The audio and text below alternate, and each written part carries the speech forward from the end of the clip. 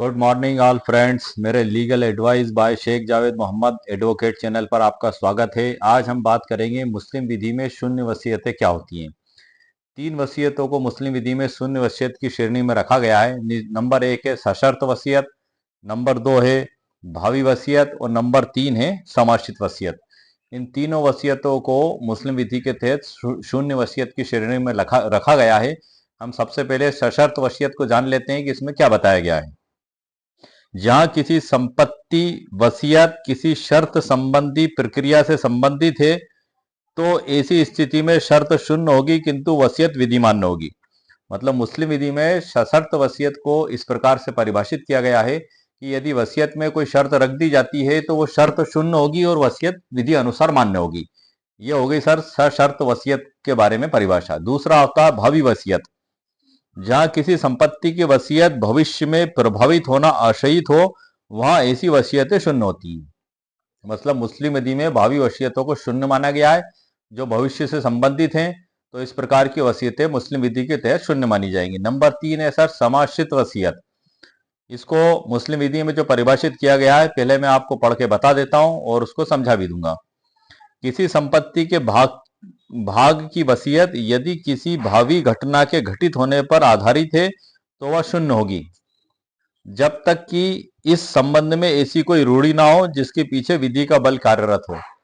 मतलब भविष्य की कोई ऐसी घटना घटित होने पर आधारित है। मतलब वसीयत भविष्य की किसी घटना के घटित होने को शर्त लगाते हुए उसको लिखी गई है तो ये ऐसी वसीयत भी शून्य होगी।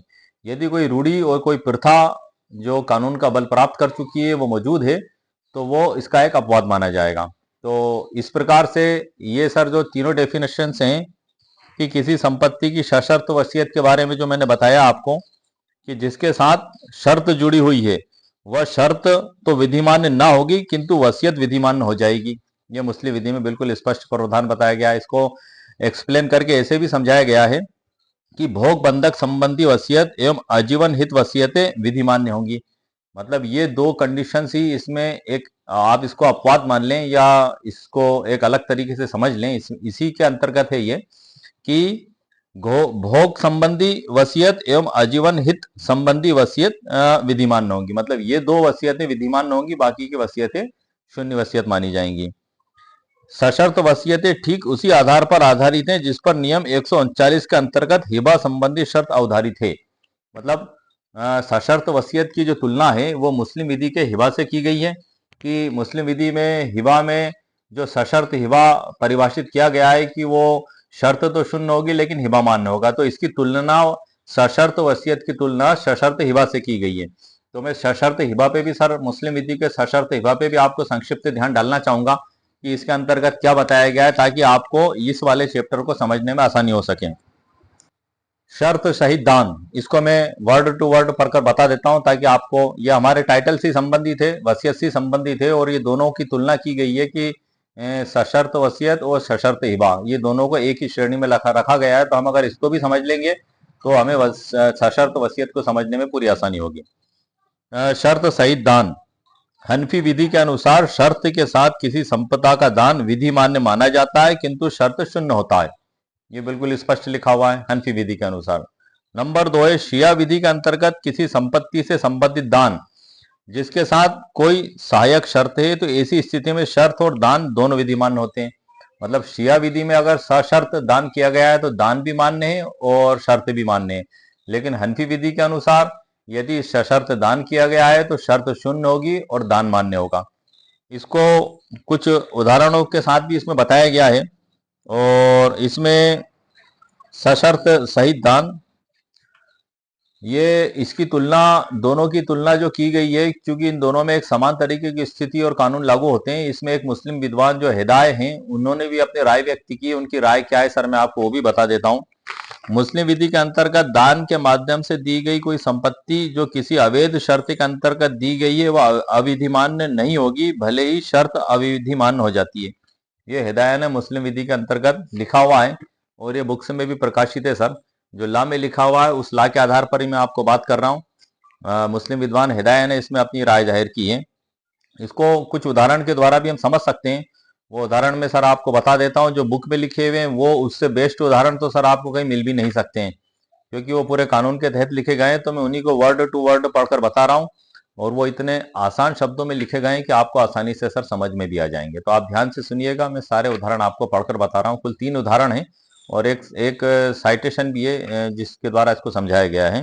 नंबर 1 उदाहरण सर है, यदि कोई व्यक्ति किसी व्यक्ति को अपनी संपत्ति इस आधार पर दान करता है कि वह उस संपत्ति का 1/4 भाग उसे लौटा दे, एक ये स्थिति हो गई। अथवा यदि दानकर्ता अपने मकान का दान दान गृहीता को इस शर्त के अधीन करता है कि वह उक्त मकान को किसी विशिष्ट व्यक्ति को न बेचे, ये दूसरी कंडीशन हो गई। तो ऐसी स्थिति में उक्त प्रकार की शर्तें तो अविधिमान्य होंगी, किंतु दान विधिमान्य होगा। अर्थात उक्त प्रकार का दान विधिमान्य होगा किंतु शर्त शून्य होगी। तो इन दोनों उदाहरणों में शर्तों को शून्य माना जाएगा और दान को विधिमान्य माना जाएगा। यह सशर्त दान की परिभाषा में मैं बात कर रहा हूं सर, जो मुस्लिम विधि में दी गई है। अगला उदाहरण देखते हैं सर इसको समझने के लिए। इसी प्रकार यदि दानकर्ता यह कहता है कि जो संपदा मैं तुम्हें दान करता हूं वह किसी खास समय बीतने के पश्चात मुझे लौटा देना, तो इसमें भी सर ये शर्त शून्य होगी और दान वैलिड माना जाएगा। नंबर 3 उदाहरण सर हम इसको देख लेते हैं। अथवा यह कि कोई हिबा इस शर्त के अधीन की गई है कि उस संपदा को दान स्वरूप दान गृहीता को दिया जा रहा है, दान गृहीता किसी खास व्यक्ति को स्थानांतरित ना करे। मतलब एक विशिष्ट व्यक्ति का नाम लेके उसने दान में लिखा कि इसको आप ना बेचें, ना दान करें, ना गिफ्ट करें, ना किसी भी प्रकार से उसको स्थानांतरित ना करें, तो ये इसमें शर्त शून्य होगी और दान वैलिड माना जाएगा। अथवा यह कि दान करता यह शर्त अधिरोपित करता है कि वह उक्त संपदा का विधिमान किसी व्यक्ति के साथ ना करे, विनिमय किसी व्यक्ति के साथ ना करे, मतलब अंतरण या ट्रांसफर ना करे। दान करता यह शर्त अधिरोपित करता है कि वह उस संपदा का विनिमय मतलब अंतरण किसी व्यक्ति के साथ ना करे, तो ऐसी स्थिति में उक्त प्रकार की संपदा का दान तो विधिमान होगा किंतु शर्त शून्य होगी। और इसमें साइटेशन भी है सर, एक कृष्ण बिहारी बनाम मोहम्मद अहमदी, इसमें एक अलग तरीके का उदाहरण देके इसको समझाया गया है, इसको भी आप ध्यान से सुन लीजिए।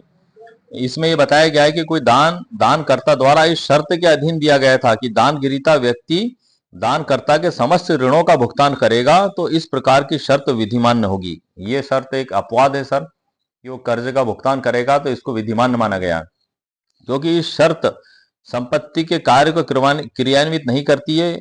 इस प्रकार उक्त संपत्ति का कार्य प्रभावित ना होगा, चाहे जिस शर्त के अधीन उक्त संपत्ति का दान किया गया हो, अर्थात वह दान विधिमान होगा। तो ये सर जो बीच में जो उदाहरण आया था सशर्त दान का, उसको भी मैंने आपको समझा दिया। अब हम इसमें आगे चलते हैं और भावी वसीयत को भी कुछ आसान शब्दों में समझ लेते हैं। किसी संपदा की भावी वसीयतें शून्य होती हैं, अर्थात जहां किसी वसीयत को भविष्य में प्रभावित होने हेतु कोई शर्त की गई हो, तो ऐसी स्थिति में भविष्य के प्रभावित होने संबंधी वसीयत शून्य होगी, जैसा कि मैंने आपको प्रारंभ में बताया था। समाश्रित वसीयतें किसी संपत्ति की समाश्रित वसीयतें जिनकी बाबत यह शर्त की गई है कि तब प्रभावी होंगी जब घटना घटित होना हो, तो इस प्रकार की वसीयतें शून्य होंगी। तो इस शून्य वसीयतें सर जो मुस्लिम विधि में बताई गई हैं कुल 3 है। नंबर 1 सशर्त वसीयत, भावी वसीयत और समाश्रित वसीयत, इनको शून्य वसीयतों की श्रेणी में रखा गया है। और सशर्त वसीयत की तुलना सशर्त हिबा से भी की गई है, जिसको मैंने आपको दोनों की तुलना करके आसान भाषा में शब्द समझा भी दिया, और इसको एक डिफरेंट तरीके से सर मैंने आपके लिए एक लेख तैयार किया। ये जो मैंने समझाया ये तो पूरा बुक के आधार पे, कानून के आधार पे समझाया है, और इसी को एक डिफरेंट तरीके से जो संभावित परिस्थितियां हो सकती हैं, इसके अलावा भी कई परिस्थितियां हो सकती हैं जहां वसीयत शून्य होगी, तो उनको भी मैंने आपके लिए स्पेशली तैयार किया और कंप्यूटर पे मैंने अपलोड करके रखा है। तो आइए सर मैं आगे की जानकारी आपको वहां प्रदान करता हूं, जिसको आपको समझने में भी आसानी होगी और आपके नॉलेज में अतिरिक्त वृद्धि होगी। जो मैंने आपको अभी बताया है इससे हट के आपको अतिरिक्त जानकारी प्राप्त होगी। तो आइए सर आपको वो अतिरिक्त जानकारी प्रदान करता हूं जो अभी मैंने आपको समझाई है। उस डेफिनेशन से हटके भी वो जो परिस्थितियां जो हो सकती हैं जो वसीयत को शून्य बना सकती हैं और जिनके आधार पर वसीयत को शून्य घोषित किया जा सकता है, आइए सर उसकी जानकारी में आपको। जैसा कि सर आज का हमारा टाइटल है मुस्लिम विधि के तहत शून्य वसीयत क्या, क्यों और कैसे, इसके बारे में हम चर्चा कर रहे हैं। तो शून्य वसीयत जिसको जीरो विल भी कहते हैं, इसका क्या अर्थ होगा, इसके बारे में हम चर्चा कर लेते हैं। मुस्लिम विधि में शून्य वसीयत का मतलब ऐसी वसीयत है जो वैध नहीं मानी जाती या जिसका कोई कानूनी प्रभाव नहीं होता है, या जब वसीयत मुस्लिम पर्सनल लॉ के नियमों का उल्लंघन करती है। मतलब यह तब होता है जब वो मुस्लिम पर्सनल लॉ के नियमों का उल्लंघन करती है, तब ऐसी वसीयत जीरो वसीयत और शून्य वसीयत मानी जाती है। मुस्लिम वसीयत के मुख्य नियम क्या होंगे, उसके बारे में भी सर जानकारी दे देता हूं। नंबर 1 है 1/3 संपत्ति का प्रावधान, जो मुस्लिम विधि में किया गया है। वसीयत केवल संपत्ति के 1/3 हिस्से पर ही की जा सकती है। उदाहरण के लिए, जैद की कुल संपत्ति 3 लाख है, वह केवल 1 लाख तक की वसीयत कर सकता है। मतलब जैद नामक जो व्यक्ति है जिसके पास 3 लाख रुपए हैं, यदि वो वसीयत करने की इच्छा रखता है तो 1/3 हिस्सा उसका 1 लाख रुपए होता है और उस 1 लाख रुपए की वसीयत वो कर सकता है, इससे ज्यादा की वसीयत नहीं कर सकता। वारिस के पक्ष में वसीयत का निषेध नंबर 2 है सर इसका। मुस्लिम कानून के अनुसार वसीयत किसी ऐसी व्यक्ति के पक्ष में नहीं की जा सकती जो पहले से कानूनी वारिस है, जब तक कि अन्य वारिस सहमति न दे दें। ये मुस्लिम विधि में सर नेसेसरी प्रावधान है वारिसों की सहमति का, कि इसको हम उदाहरण से इस प्रकार भी समझ सकते हैं कि जैद का बेटा और बेटी है। यदि जैद अपनी वसीयत में बेटे को संपत्ति का हिस्सा देना चाहते हैं तो बेटी की सहमति आवश्यक होगी। यदि बेटी की सहमति लिए बगैर ही उन्होंने इस कार्य को किया तो वो वसीयत शून्य वसीयत की श्रेणी में मानी जाएगी। कानूनी सहमति की शर्त भी सर इसमें बताई गई है कि यदि वसीयत वारिस के पक्ष में कर दी गई है और अन्य वारिसों ने सहमति नहीं दी है तो वसीयत शून्य मानी जाएगी। इसको हम उदाहरण से भी समझ सकते हैं सर, जो इसमें एक उदाहरण बताया गया है। अली ने अपनी पूरी संपत्ति अपने बड़े बेटे को वसीयत में दे दी, पूरी संपत्ति दे दी, संपूर्ण संपत्ति। नियम का उल्लंघन क्या हुआ सर इसमें उल्लंघन? यह वसीयत वैध नहीं है। क्यों? क्योंकि संपत्ति का 1/3 से अधिक हिस्सा वसीयत में नहीं दिया जा सकता, इसलिए जैद के द्वारा और अली के द्वारा जो वसीयत की गई वो शून्य वसीयत होगी। नंबर 2 उदाहरण सर हम देखते हैं। फातिमा ने अपने पति के नाम वसीयत की, लेकिन उनके अन्य वारिस बेटे और बेटी ने सहमति नहीं दी, तो ये भी सर शून्य वसीयत की श्रेणी में आएगी और यह वसीयत शून्य मानी जाएगी। शून्य वसीयतों को रोकने के जो सुझाव हैं, कुछ उपाय हैं, तरीके हैं कि हम वसीयत को शून्य होने से कैसे बचा सकते हैं, या वसीयत को हम शून्य वसीयत की श्रेणी में न लाएं, उसके लिए हमें क्या करना होगा। वसीयत लिखने से पहले इस्लामिक इनहेरिटेंस लॉ को समझें, उत्तराधिकार नियम को समझें, वसीयत को समझें, मुस्लिम कानून को समझें। वसीयत करते समय वारिसों की सहमति लेना सुनिश्चित करें। संपत्ति को सही ढंग से विभाजित करने के लिए किसी कानूनी विशेषज्ञ से परामर्श लें। जो इस बात के कानून की जानकारी रखते हैं, विधि की, आप उनसे सलाह मशवरा कर सकते हैं।